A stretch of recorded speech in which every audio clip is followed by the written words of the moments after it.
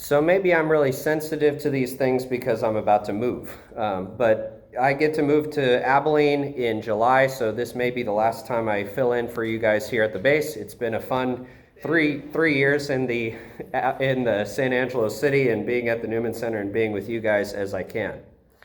But inevitably, whenever it feels like every time I've had to move, I have at least a few people ask, why do priests move so often?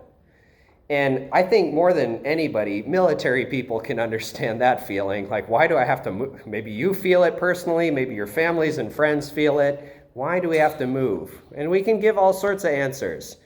It's because it's for the good of the order of things. Or, I mean, you can, again, there's plenty of reasons, maybe, some of them better than others. And I think we might be tempted to think the same thing about Jesus. We're celebrating the Feast of the Ascension, where he leaves. We celebrate that he leaves. How funny of a feast is that? And we can ask the same question. Why would he leave? Wouldn't it be better if he was still here?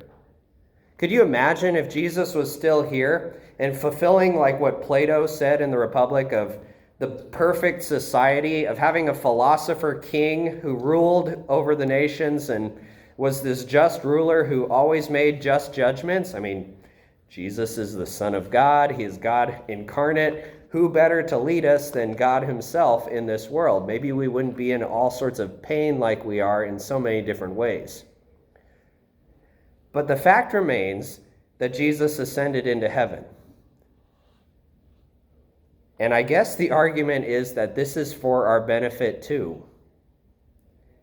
Maybe it's a good thing that he left. He promises in other parts of the scriptures that he's going to send the advocate, the Holy Spirit, which we'll celebrate next Sunday. And he says, if I don't go, the advocate can't come. I don't know why both can't come, but again, there must be a fittingness to all of this. There must be something good about having to leave a place. I know in every place I've been, there has been learning experiences, and in the next place, I try to bring those with me into the new kinds of ministry, the new relationships I forge. Maybe we would have just become too comfortable if Christ would have stayed here on earth. Maybe he really wanted us to take charge of all of this. I think very firmly, that's probably why I'm Catholic and a priest, that Christ founded a church and he wanted us to lead this church and lead others closer to him, even though we visibly can't see him anymore. And in all the struggle of all of these things, it must be for our benefit. We can only, I think, any struggle I've had in my life, when I'm in the moment of it, I can't see any grace in it. Maybe once in a while, maybe a little bit. It's only in reflecting on things after the fact that I can see, you know what? God has drawn me out of this thing, even with his goodness, sin. He had to leave for some good reason. God is so good to us that in every circumstance, he will pour out grace.